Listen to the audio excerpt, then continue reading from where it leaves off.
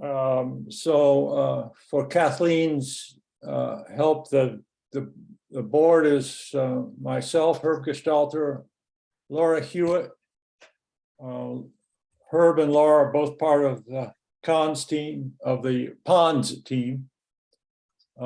John Duane, with myself and Jake Puffer are the harbor team, and Tom Slack, who's connects us to the Open Space Committee.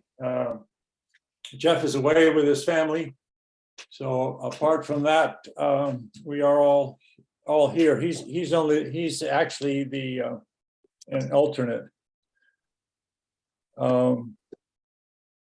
So Rebecca, I understand we have a visitor, so I'll ask the visitor to make any comments, and then we'll get into the main meeting.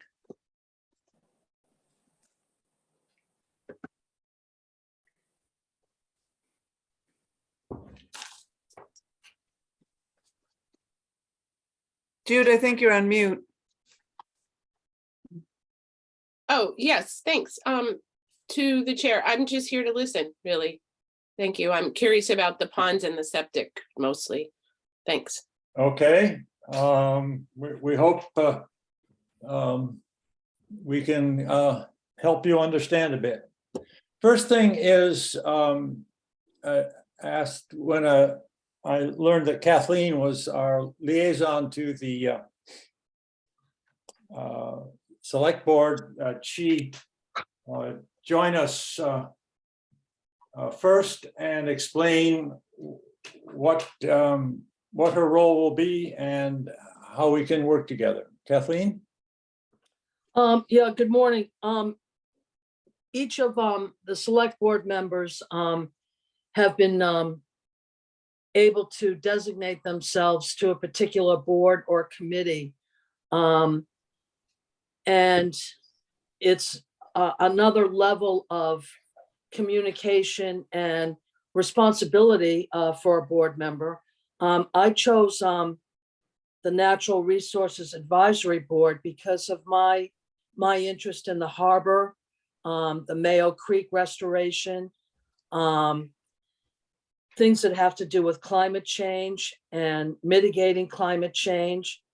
And I know we're coming up, as John Duane will remind me, we're coming up on another, big 10-year study of the harbor. So with that, I hope to be able to learn, listen, take the information back from these meetings to the select board, probably on a monthly basis, give them an update about what the Natural Resources Advisory Board has been working on, and integrate. Our hope is to integrate some of these outlying boards and committees with the select board in a much more regular and open communicative way. So you guys tell me what you want me to do. Well, actually, Kathleen, I did have a question for you. Part of the fog, which we tried to be swimming through this late summer, and we're not the only ones, is what's happening with the town meeting, which comes up, what, in 2.5 weeks, and the free cash issue. I've been told, I talked with Rebecca Ruffley, who's the assistant town administrator for people who don't know her, and her view is that there's about a 90% chance that the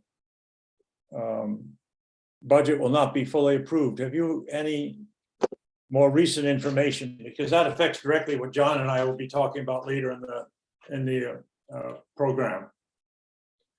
I kind of knew this question was going to be coming, John. So I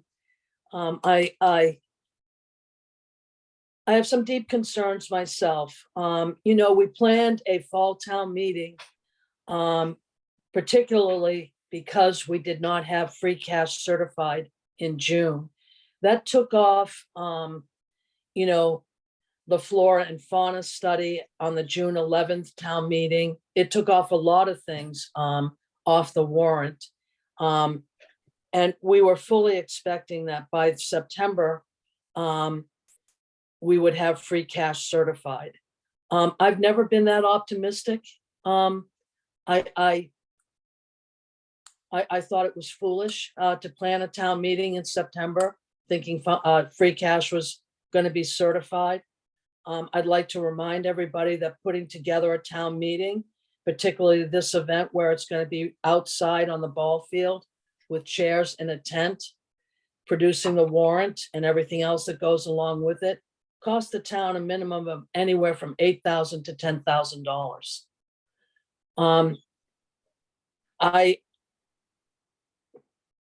I don't know what to tell you. I don't see it being certified in time. So everything that's on the warrant that is dependent upon free cash will have to be postponed until spring. Am I optimistic in that? No. Thank you for your comment. Just so the members of the committee understand, our item on the warrant is not the only one that is at risk.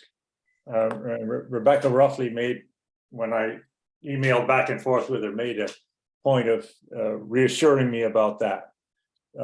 Still in all, it is disappointing. I would like, if there is no objection, to put in another item on the agenda right now, which is our organization. When I wrote out the agenda, I had meant to put it in there, then forgot. If we may have to confirm some votes on this later. Those of you who I've talked about this before, but I will be resigning at the end of this meeting. I intend to stay involved because we put a lot of effort into this, and I'm very interested in the results of the harbor survey when we get it done. Laura and I talked yesterday about, so I will not have an official voting role after today. That's because you don't live in Massachusetts anymore. I don't live in Massachusetts, and I don't own property. Not lack of interest or enthusiasm. But Laura and I talked the other day, and we thought that it might be worthwhile to circulate the chairpersonship, if you like, for each of our next meetings. I will sort of take on at least a functional role of clerk in charge. So the thinking is, ladies first. Laura, we'll start with you. Okay. Tom, John, Herb, and maybe that by that time Jake will have, I will have been able to convince Jake to join us full time. I'm a little skeptical of that, and if that's the case, he would also take this role. He's been chairman of Shellfish Advisory Board, so he's very knowledgeable in what we do. There's one tricky point which I'll have to work out with Town Hall, is we have actually two accounts, financial accounts, money, which we have to oversee. One of them is that each year we get a fund. It's actually voted at town meeting, the spring town meeting. I think it's about $1,250. We haven't spent any for the past year or so, but it's there and it's available to us.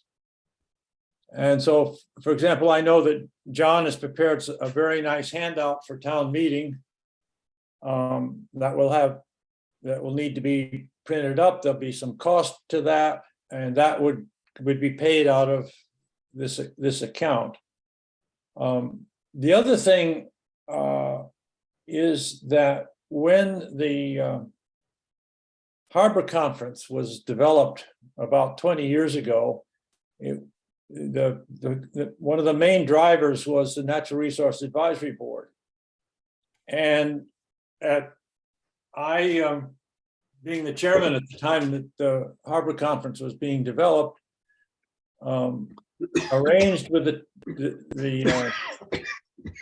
town administrative office that we would have a fund also that supports the Wellfleet Harbor Conference.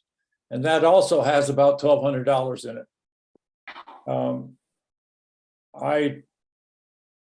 Since then, Mass Audubon has taken over the project and really helped build it. So that's all good news.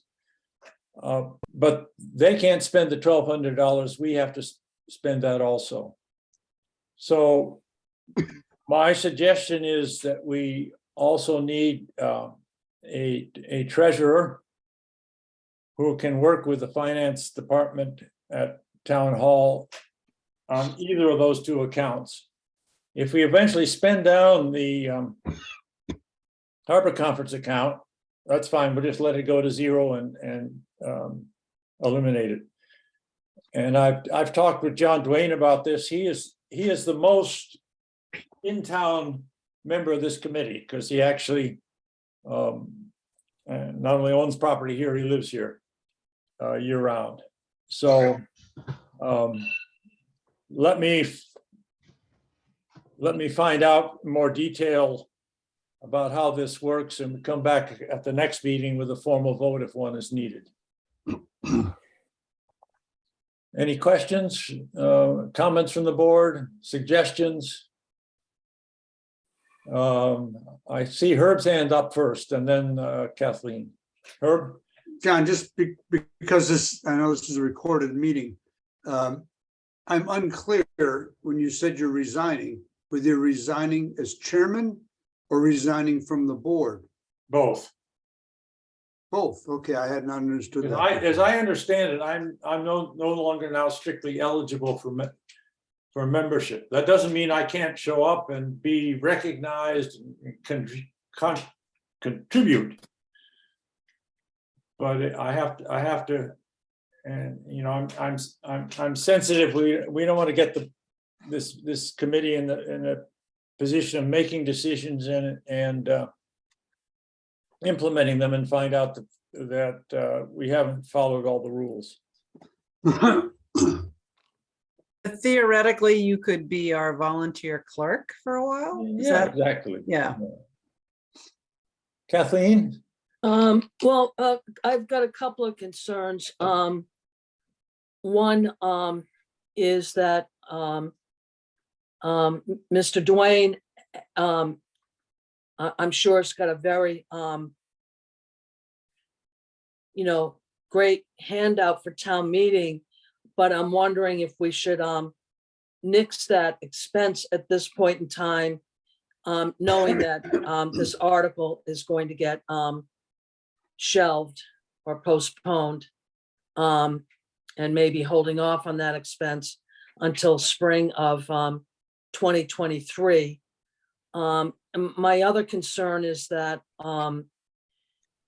has your resignation been made known to the select board? I mean, we need to appoint some individuals to this board in order for the board to keep functioning. Second question is, I had told Ryan early in the year that this was going to happen. but I haven't made a formal announcement to the board, which I shall do at the same time as I write to the town clerk. Is it possible, John, that you can make this announcement with us this evening at our select board meeting in public comment, open session? I will, let me think of what's happening this evening. I think I can do that. We're meeting briefly and then going into an executive session, but it's all virtual. Okay, I can do that. And to your first point about whether we should spend the money. Frankly, Kathleen, your comment about the free cash being available, very negative comment, is the strongest words I've heard. And what I was told by Rebecca roughly is sort of 10%-ish. Well, we didn't want to be, if it should go to a vote at town meeting, we didn't want to be prepared. Even if it's only a 10% risk, we put a lot of time and effort into this. If the risk is 0%, I agree with you entirely. That's why I asked for your judgment about where we stand, because I was thinking specifically of that. John, through you, can I address this too? Yes, please, John. So, yeah, that was my thought at the beginning of the meeting, was if there's still a 10% chance that the funds may be certified by the town meeting, then we should be planning on the fact that it is going to come up for a vote. So if the probability was 0 that it was going to come up, I would say, all right, let's just put off the printing and do everything for plan for the next town meeting. But for now, until I hear for sure that the funds are not going to be certified prior to the town meeting so that we can vote on it, we should be prepared to go ahead. I don't know what the expense is for printing up a few hundred copies or 100 copies of a color printout, but it's not huge. And the other chances that we could always save them for the fall if we need them, or the spring if we need them for the next town meeting. So that's my thought. Not particularly about the printing, but we should be prepared if there's still a 10% chance, until somebody tells us that we can't, that it's done, that everything is going to be postponed until May of next year, then I think we should be prepared to move ahead. John, I see a way that we can take a middle road. To print out, let's say 100 copies, and I doubt if we're going to need more than that at this town meeting. That can probably happen pretty quickly the week before town meeting. So I suggest that we get a final version ready to go. I don't know who you'd have do the printing, maybe the firm down in New Orleans, and find out from them how much lead time they need. And then we can double check as D-Day arrives, and make it a really last minute decision, not absolutely last minute, but near last minute decision. So I think Kathleen's point is correct, but even if it's a 1% chance, if it does come up and we're not ready, that could have some negative consequences. And to that point, I'd like to also say that while we're not sure of free cash being certified, what I am sure of at this point is that when this article does come before the town meeting voters, and John, Dwayne, I have you to thank for this, it's going to pass unanimously. So I don't want you to worry on that. It will fly. It's a very worthy study, and it's of great benefit to the town. So in our worst case scenario is that we don't see it until May 2023. The best case scenario is we see it September the 11th, and free cash is certified. And I think, you'll be pleased with the end result once it goes to vote. Thank you. That's encouraging. John, can I just one more simple point? Thank you, Yep. Kathleen. My concern is in a worst case scenario, what happens if free cash is not certified by May at our next meeting? Then what? I mean, is that That is a possible? possibility, John. I don't want to go down that rabbit hole right now, but it is a possibility. I think for someone to be telling you that there's a 10% chance, is they're trying to keep the carrot out in front here, so that we'll keep moving forward. But there is a very big possibility that it's not certified in 2023. We're coming out of a malaise that's going to take a while. Yeah, and when it comes to the Commonwealth moving quickly, I don't, history says that may not always be the case. So I'm just not sure what the process is for certifying the funds, and So like I said, You- just to prepare for the Well, worst. useful discussion. With respect, can we move on and talk a little bit about natural resource issues, which is the reason we're here. If you hear anything one way or the other, Kathleen, that is more definite, please let us know. First to know. Good. A week ago, the Gupaka committee, it's a private committee, Gulf Ponds Owners Association, had a very useful meeting. And out of that, Herb and Laura are trying to develop a ponds program. Done a lot of background work, and I think we're trying to turn now to see what we actually recommend in terms of actual actions. So Laura, Herb, you have the floor.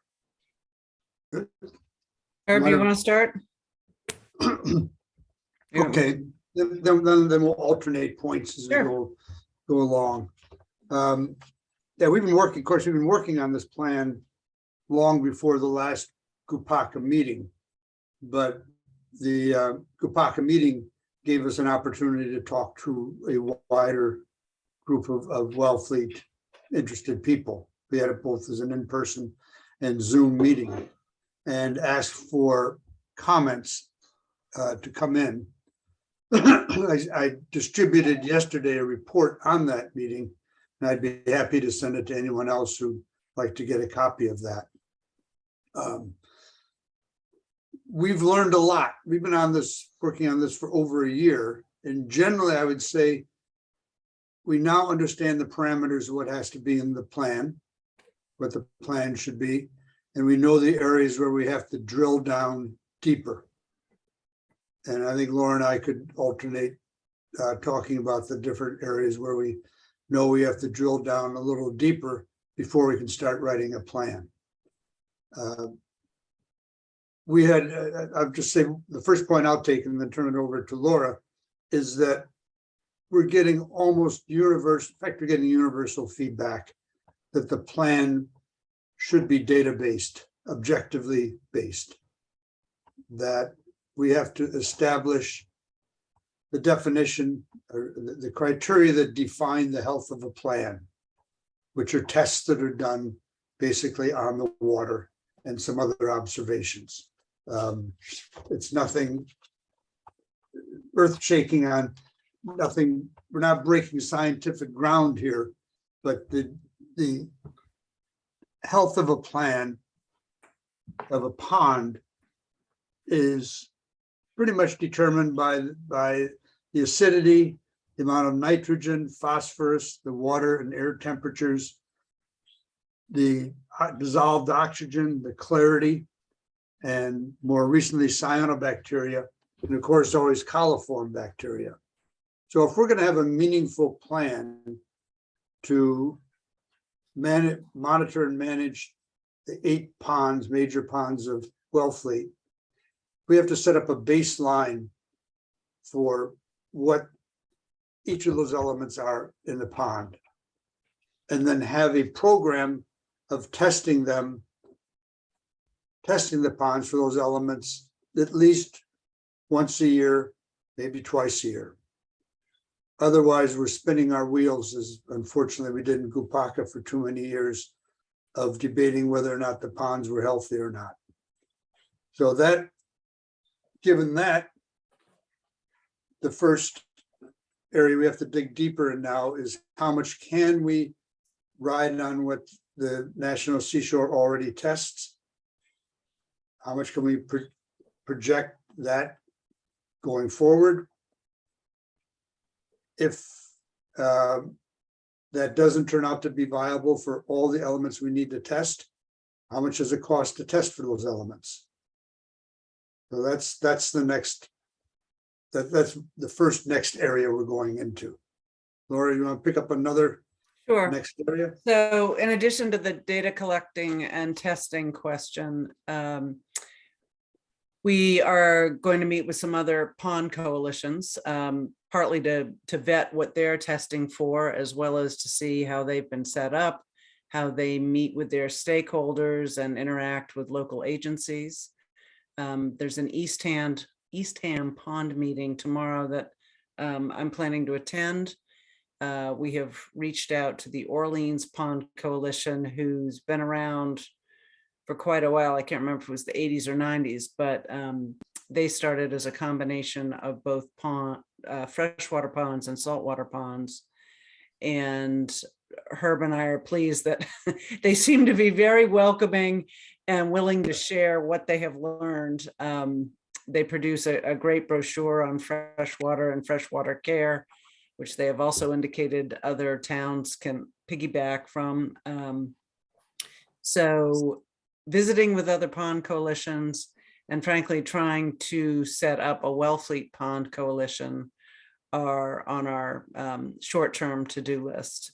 And one of the beneficial points from the Gupaka meeting was that we have had a number of people reach out to us and say, yes, we're willing to help you establish this Wellfleet Pond Coalition, as we know it's too big a job just for the two of us, and need some more boots on the ground to help us meet with people and figure out where we're going.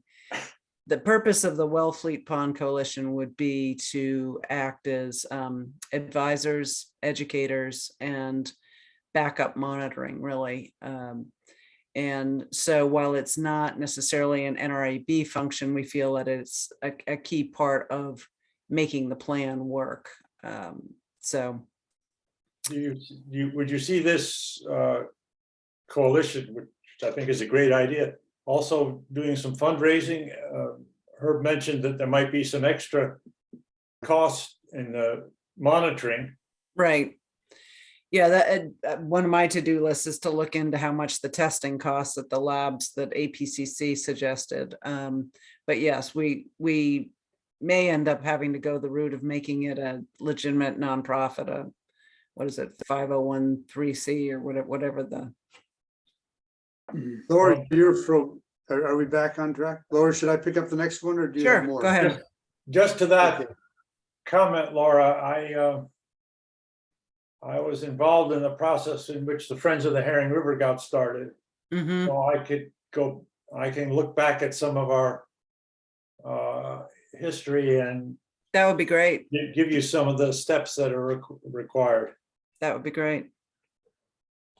Just to finish with one point Laura's making about the Ponds Coalition is the APCC has started an effort this year to create a Cape-wide ponds coalitions networks. They've already held 2 meetings, One was virtual and the other one Laura and I attended, of representatives from all over the Cape who have pond coalitions.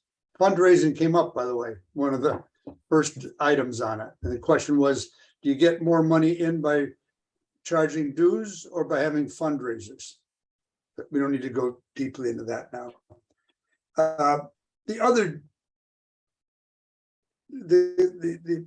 We should have started, the first conclusion we reached is that the goal of this plan, the management plan, should be to have no human action that's going to increase the natural eutrophication of the ponds. We're not going to be able to stop eutrophication. It is a natural process, but we're going to write a conservative plan that is not going to try and parse out how much more important is groundwater flow versus flow from surface water. We should look at all those and write a plan to do the best we can to not increase eutrophication through any of those areas. That does lead us, though, into looking into septic systems, because groundwater is certainly a significant, many say major source of nutrients flowing into the ponds.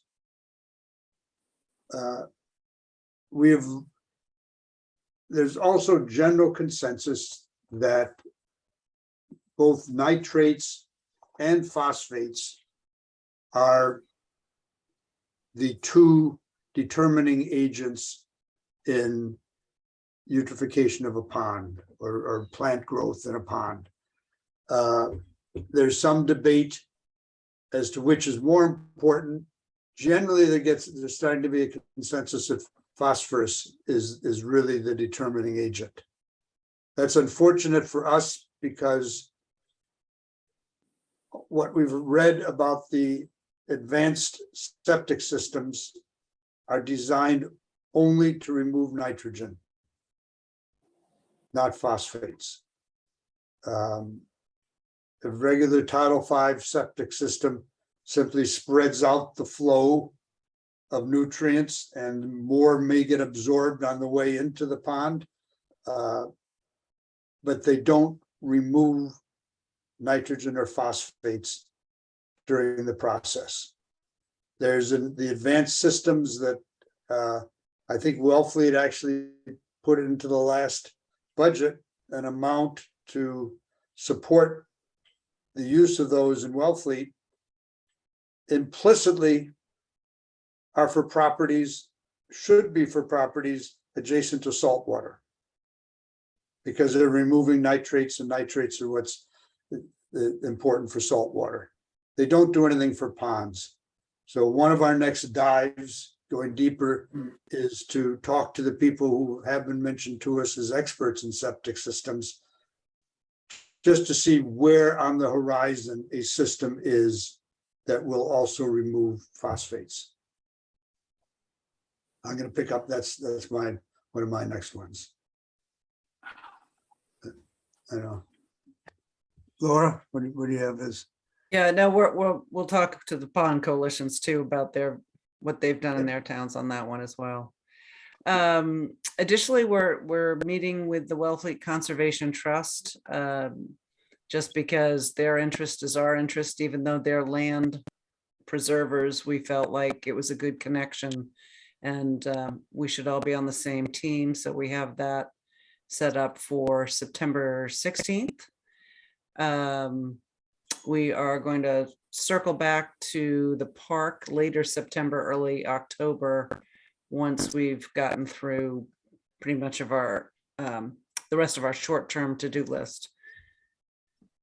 And I think that's it on our short-term ones. One interesting topic that came up during our overview with the Gupaka and expanded ponds crowd was somebody asked the question, is climate change, the acceleration of climate change, man-made? And if so, should man-made responses be incorporated in your plan? Some of the things that we've heard from other pond groups is that they're venturing into some remediation steps.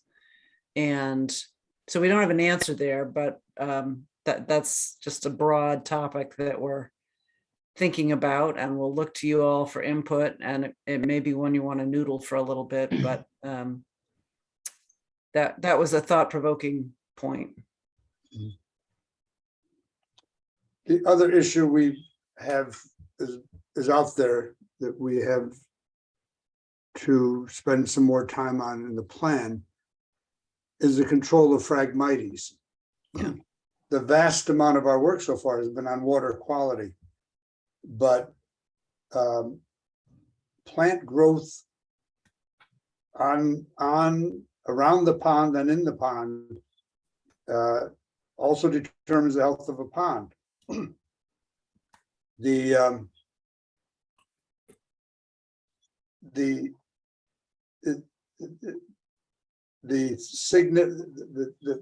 I have to go back to it. The philosophy of the National Park Service and the Cape Cod National Seashore, accordingly, is to not interfere with nature.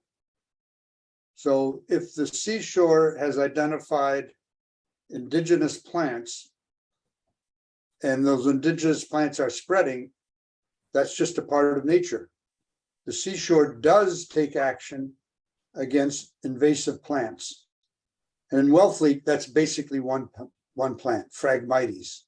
It's a very aggressive plant, grows on the shore and in the water. There seems to be only one identified successful remediation of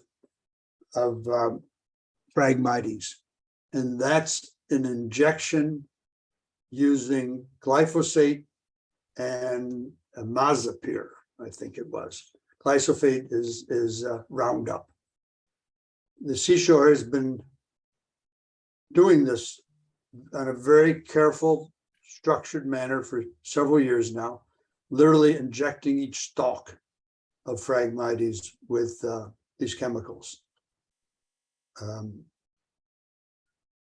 I don't know if they came through, but Laura and I were wearing two hats at the last Gupaka meeting, and that we're the ones basically who run Gupaka and run the NRAB. Gupaka has forcefully fought the use of these chemicals in past years. The two of us looking into all this for NRAB recognize that this is the accepted practice of the Cape Cod National Seashore and has been done so for years, and is the only method that seems to eradicate Phragmites seems to eradicate Phragmites. I say that only because we also have heard of some efforts to pull Phragmites out by the roots. My point today only is we don't know the answer to this issue now. I'm only raising this now because it is an issue that has come up in our work so far, and it will need to be addressed in the Wellfleet Ponds Management Plan.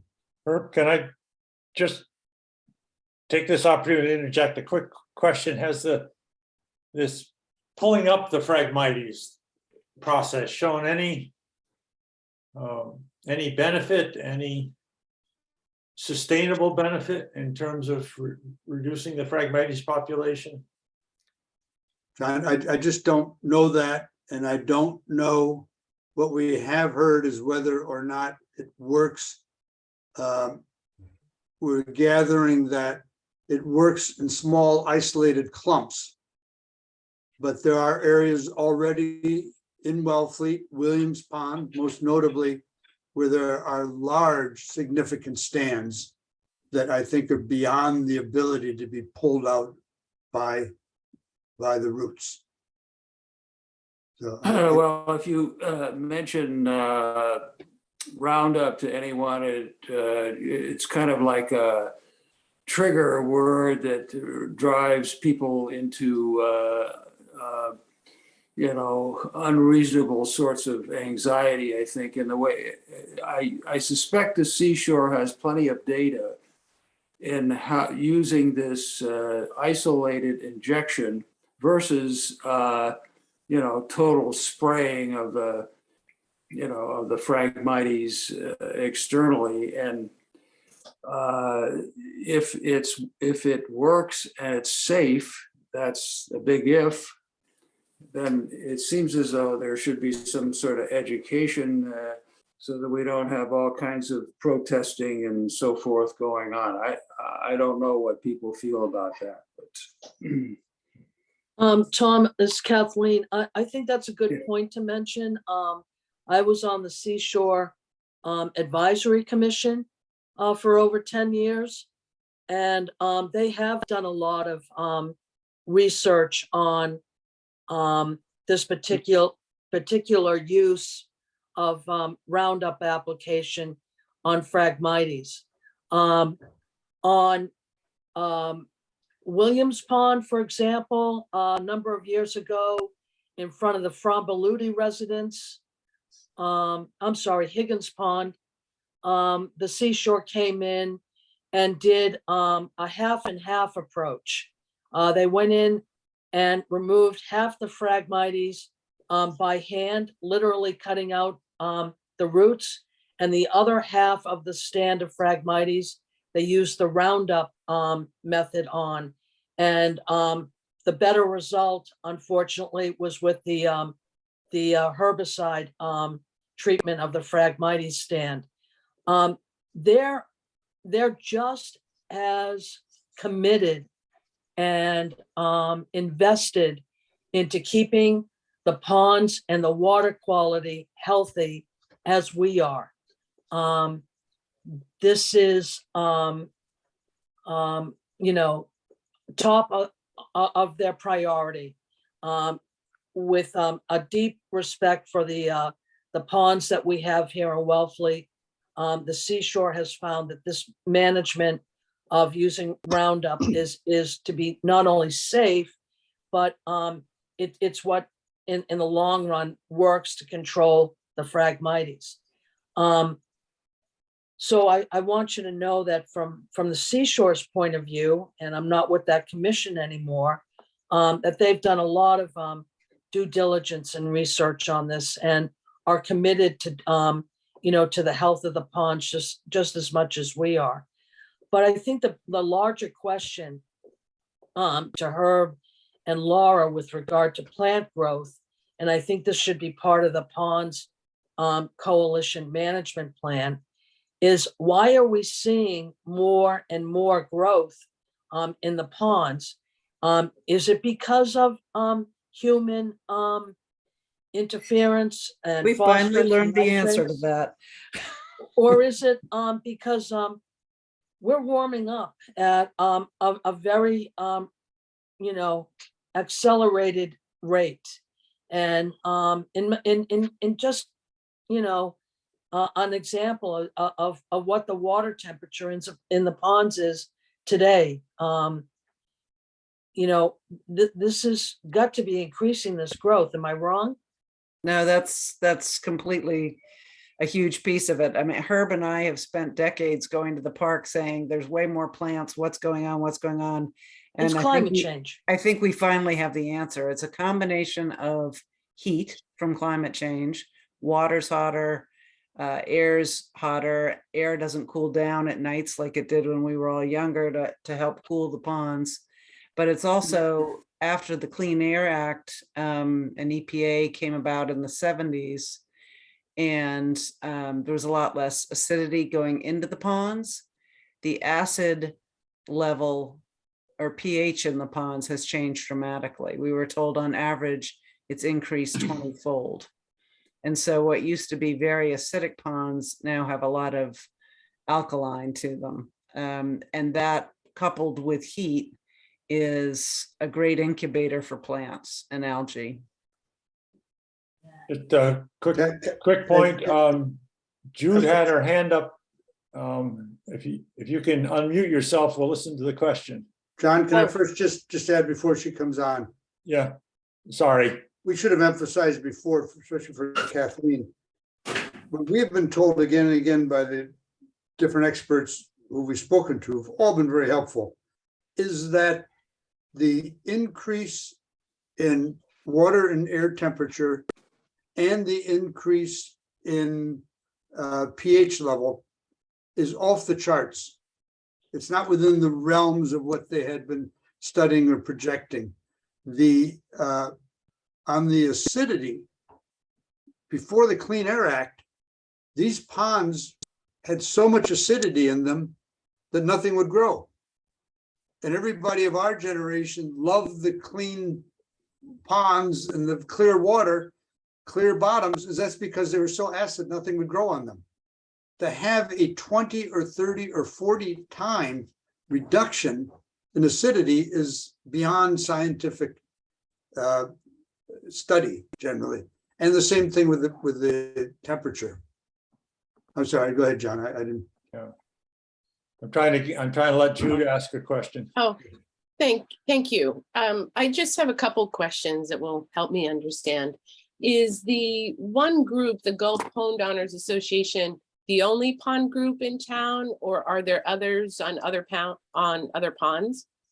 That's one question. Okay, I've been involved in Gupaka since the 80s, and the only other group we've ever known that's come forward is a group that Laura started several years ago and was active for a while. But to our knowledge, Gupaka is the only current pond group, and we're in an informal organization. That's why we think it's time to move this into a Wellfleet Ponds Coalition. Laura, do you want to? I was just gonna say the Long Pond Association comes and goes as I would say issues arise. So Okay, and so neither one is a homeowners association, you're just a loose group of people? it tends to be the people who own properties around the ponds, but you don't have to be on the pond per se. But I in mean, the you're not area. you're not a homeowners association. which No. Okay, so, No, we are not. Judy, if I can Yeah, please. approach that. Gupaka has always been an informal organization. What we're proposing as a Wellfleet Pond Coalition is that it be formalized as a 501c3 yes, by the corporation, and that it's specifically be welcoming to and addressed to any resident of Wellfleet who has an interest in the ponds, great. far beyond those who just have property adjacent to a pond. Yep, Great. we look for everyone and all interested parties. Oh, good. Yeah, I was just unclear about that, because if either one were a homeowner association, that's a different thing. But my understanding, and this brings me to a comment and a question about the 208 plan, which only now addresses nitrogen and not phosphorus, which I believe is what we're talking about here in the ponds. But the whole concept of Phragmites having a benefit of removing nitrogen is something that has also been studied.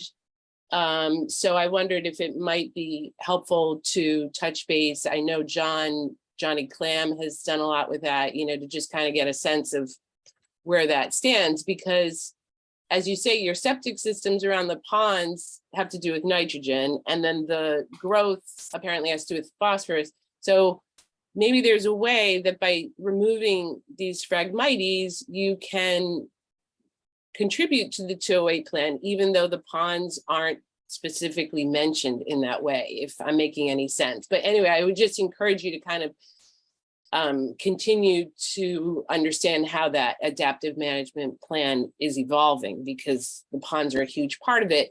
And as you probably know, Andrew Gottlieb resigned as select board member in Mashpee. I know he's still with the APCC, but my sense of hearing his comments is because part of it was he's disappointed that these two major issues were split into two, right? And now the 208 plans are getting all this money.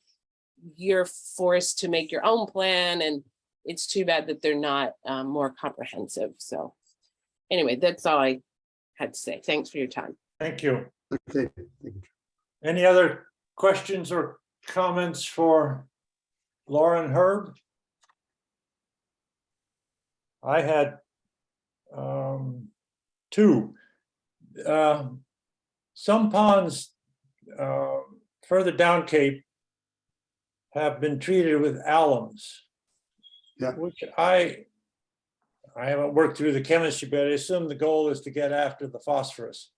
Correct. So if we were to devise a system in which we I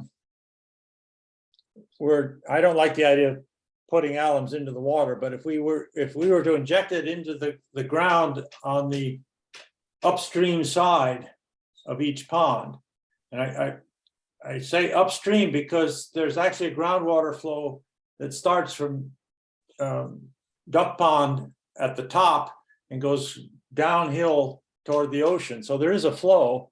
And if you put things on the uphill side, some alum injection or something similar, that's just a question I'd ask. It's probably been asked before, and the answer is to shoot it down, but I would love to hear the answer. The alum Well, and well, oxygenation seem to be the two that some other pond coalitions are trying.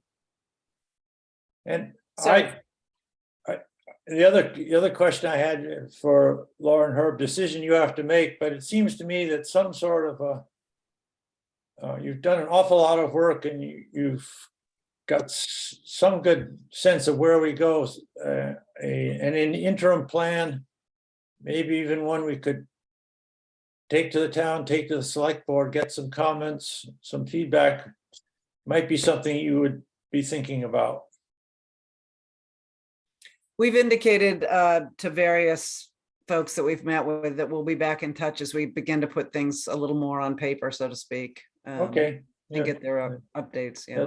I mean, easy to say what you should do, but that's a difficult task, so worth thinking about. Herb? Yeah, well, I'm pleased that Kathleen's on board as our liaison, because I would hope that if we reach a point where Kathleen would say, whoa, you ought to give the select board an interim update, that she would let us know. In other words, that would be her call, and I'd appreciate it, obviously. Not necessarily having the opportunity to do it, but just your monitoring, and then Kathleen's monitoring it and letting us know when we reach a point where she thinks something, even on an interim basis, should be flagged to the select board. Well, I think that's my plan, Herb, is to, take this meeting that I'm sitting in now and possibly not this evening, but at the next possible select board meeting, give them an update about everything that we've discussed. I also want to just briefly say before we close out with Laura and Herb, that the ponds are a very, very big, intricate piece of our natural resources here in Wellfleet, and the health of those ponds it's got to be top of the list to maintain the health of the ponds. In my time, I've watched that chemistry, and I've watched, the ponds change. I no longer use the ponds. I no longer swim or use the pond myself personally. But I think this Wellfleet Pond Coalition is it's got to be just the right way to go right now. And I can't emphasize enough that I hope you will get the 501(c) in place so that we can start looking at grants and funding to get research and get some real, some real steam behind this. So thank you again. Can I say one more thing, or I have a question? Sorry, I'll be brief. Okay, You had mentioned a Cape Wide pond thing, and I just find it curious that two of the major ponds they talk about with the whole 208 stuff is Shubo's Pond and Lonnie's Pond, and they're more like saltwater type ponds. So I'm just wondering, as you said, how we differentiate between those two, because some seem to be involved in 208 plans and thus have access to a lot of money right now. And then Wellfleet ones or freshwater ones, which somehow fall outside of that. So I just hope that in your conversations with other pond groups, you can better explain that somehow, because I'm still confused. okay. Okay, Any other questions or comments for Laura and Herb? I would just like to say, I'm surprised to hear that air pollution in the 60s, 50s and 60s was helping keep the ponds clear. I mean, I do remember them being very clear back then. And was that because they were unhealthy and nothing was growing? I'm just wondering what the fish and other things living in the ponds at the time were thinking about. there is that strange dichotomy that they, and I know I've dealt with it, as Kathleen has, with the scientists at the National Seashore for 30 years. And their stance is basically, yes, the ponds are healthier now than they were before. There's more plant growth, which is an indication of health. I've got to say, on Long Pond, though, there's a lot less wildlife or aquatic life in terms of turtles, frogs.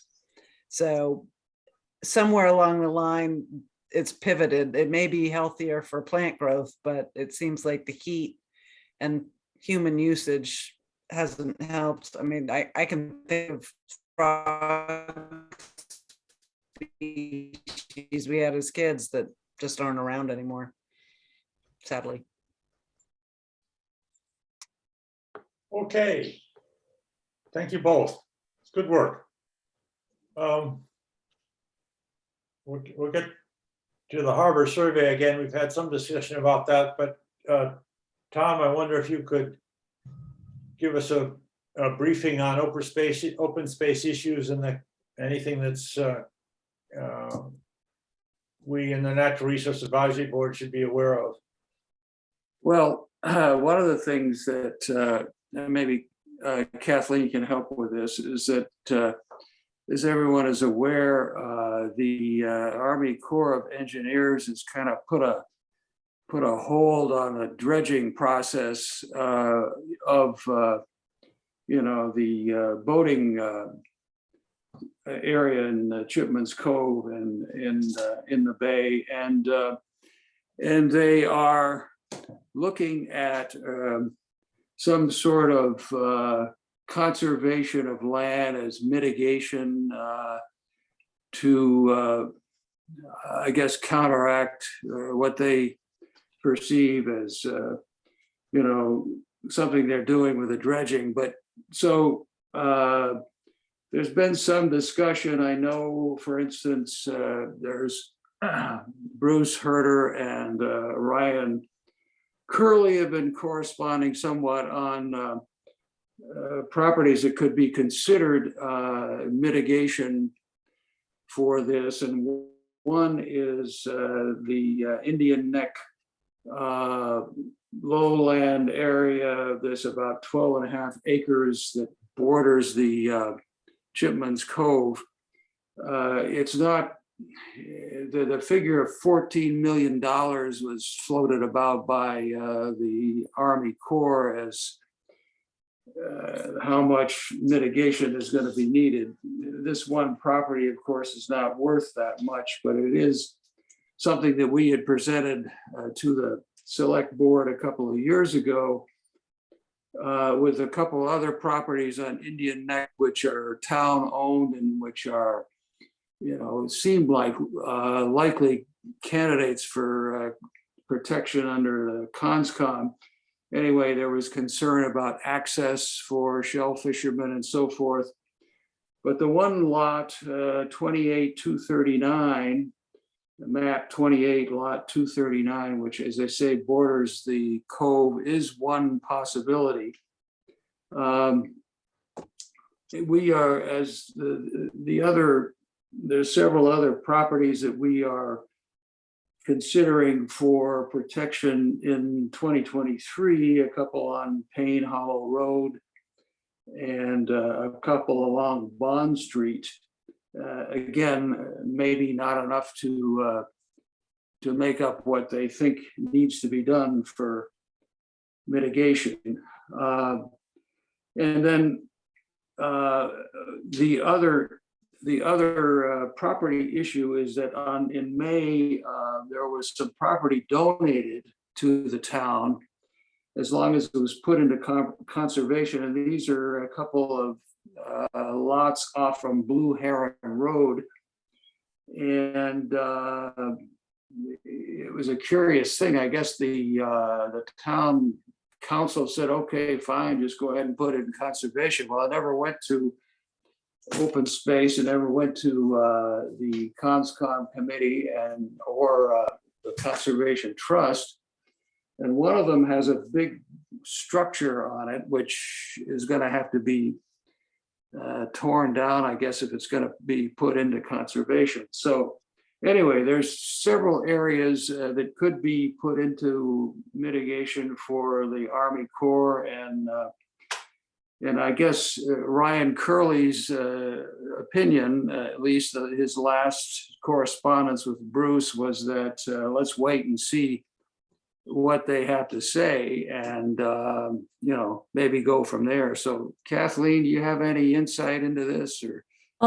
Yeah, not another good subject for me here. You guys are really putting me on the spot. Our Corps of Army Engineers is basically holding a gun to our head to get the third piece of our dredging completed. Our first two pieces were the Federal Channel and the Inner Harbor. And the third and last piece is the mooring basin, which abuts and encompasses the Chipman's Cove area, where we have shell fishermen now struggling with their product that's being mired in muck. What the Corps of Army Engineers wants in particular to mitigate this $14 million cost is 128 acres of intertidal flatland known as the Hidilta Trust. And while the select board has not, and the Shellfish Advisory Board has not yet quite worked out what our long-term plans are for the Hidilta Trust property, we feel that this is just not something we want to put on the table for the Corps of Army Engineers to get this work done. So Mr. Curley, our chair, is looking at other conservation areas that, part and parcel might interest the Corps of Army Engineers. I'm of the opinion that they only have their eye on one property, and that is the 128 acres known as the Hidilta Trust. If in fact the town does not deem that over to the Corps, we will be asking the taxpayers for $14 million in change to get the inner mooring basin dredged. So it's not a good subject. I don't like being held hostage this way. I think it's unfair. for the federal government, not to lend us a hand in getting this dredging completed. But ultimately, it could be that we can serve them up some conservation land for some amount of money of the cost of $14 million, certainly not the whole part. And we'll see what happens. But for right now, it's not going to happen because we've missed the permitting queue for September. So again, you're seeing a dredging delay, and it's affecting people's livelihoods as we speak.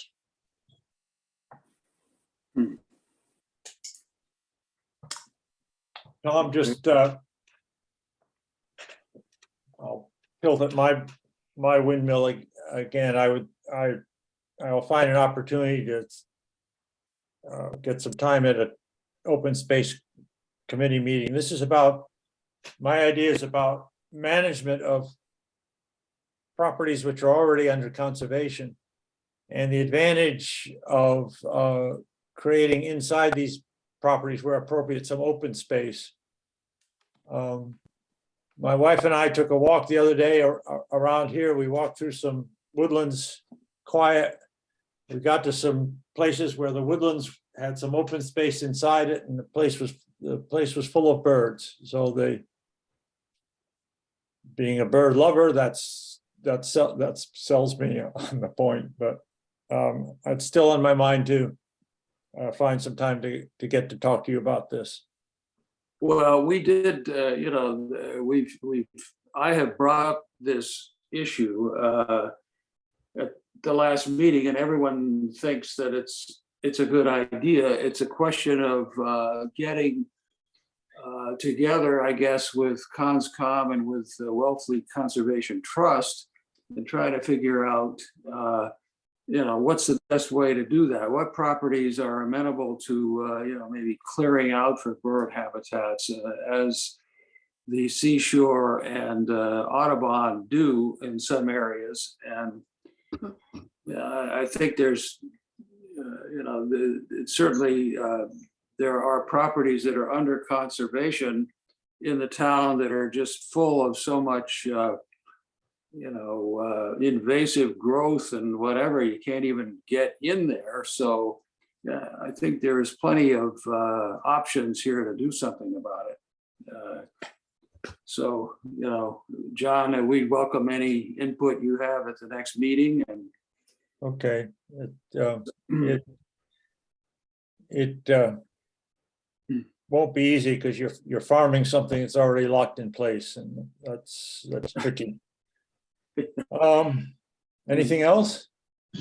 Any questions for Tom?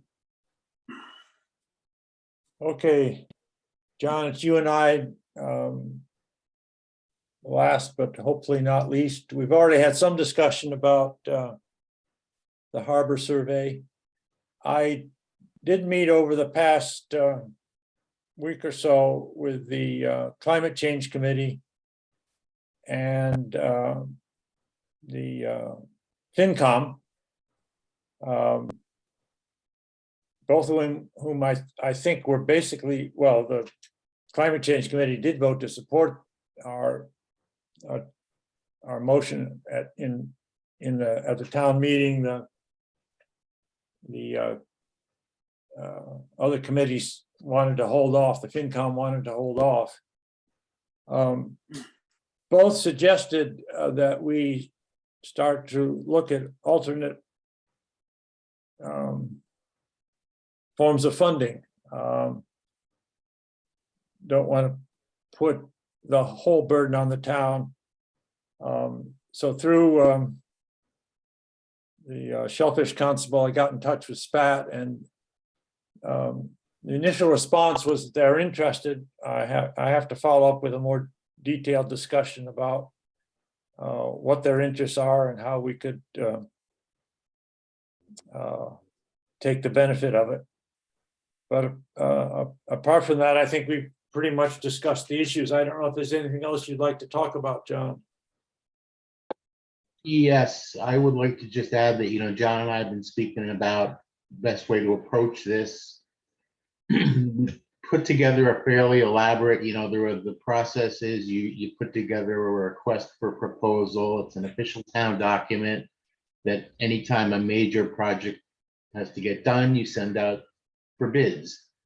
So we put together something in conjunction with Rebecca at Town Hall and, a few other folks, just trying to get a sense as to what would go in this particular request for proposals. And I think we came up with a pretty good document to send out to various contractors that might actually be able to do the work. So that's kind of where we're at right now. We're sort of holding off because we don't know what's going to happen with the funding. And my sense is that we should be sending these requests for proposals out with the simple caveat that any bids and any proposals and any contracts to be signed by the town are contingent upon funding at the town meeting in September. And if not town meeting in September, then at the spring town meeting in 2023.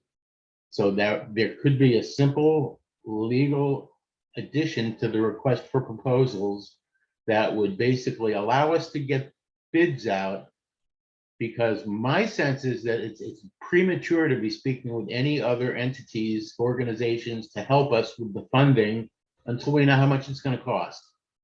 And, there's been also discussions about whether when we send out requests that there should be some kind of ceiling on how much the bids should come in at under a certain price. And my sense is that you don't do that. When you send out a request for proposals, you should send it out, get whoever's going to do the work, what we want to get done, this is how much it's going to cost. And then we're hoping to get about 4 bids. So between those 4 bids, we can decide which ones are best for the town. So at that point, we'll have a little bit better idea as to what this whole project's going to cost and where we need to go for alternate fundings, matching funds, other entities that will help us out in terms of funding. But again, my initial impression was what we're asking for at town meeting is $75,000. And for what we're looking to get done, that seems incredibly low to me. Right. And I really need to have a sense as to how much this is going to cost so that we're not just spinning our wheels. And let's get places like, Center for Coastal Studies, Horsley Witten, whoever is going to be, bidding on the project to give us a price. This is how much it's going to cost. This is what you're going to get. And then we will weigh it and decide which is going to be best for the town. So that's about where we're at. I would like to be able to try to send these requests out sometime before September 10th so that we can start getting people engaged and coming up with a price for us. And that's kind of where I'm at right now with it. And John, if you have anything to add, well, I'm all ears. I keep making a note to talk with Rebecca roughly. She's, as we all should know, terribly busy. But I will do that and see what her thoughts about the timing. She asked, we don't send out a request for proposal. It goes out through her office. So we need. It's a lot of work putting it together. It's Yeah. not just, it's not a simple letter. It's certified, there's multiple copies, so I know. Right. It's a fair bit of effort on her, will be a fair bit of effort on her part. The tricky part right now is figuring out how we're going to approach the funding issue. And I agree. I think that everybody that I've spoken to about it seems to be favorable. I'm hoping that the town's folks will approve it. However, that doesn't change the fact that we just don't have the money right now. And until we do, we're spinning our wheels. Yeah. Well, John, if I may jump in here and just say, I agree with John Reel. I think the first conversation you should have is with Rebecca roughly. She is the procurement officer for the town, and she'll be, producing your RFP with the criteria that you want to go in that RFP. And I would, defer to her judgment on when to send that out. But I'm also wondering now, should we, or should you rather, get the RFP out and get some bids in, and then we go to town meeting, and maybe we ask for 100,000? Good No. point. That's sort of what I'm asking. Why not, if you're not certified for free cash, this September, why not come back to us in late February, with, your RFP and your bids, and tell us what you do need. And again, I want to, emphasize that I do think you're going to get approval for the money that you need. It's a very significant benefit to the town of Wellfleet to get this done, so.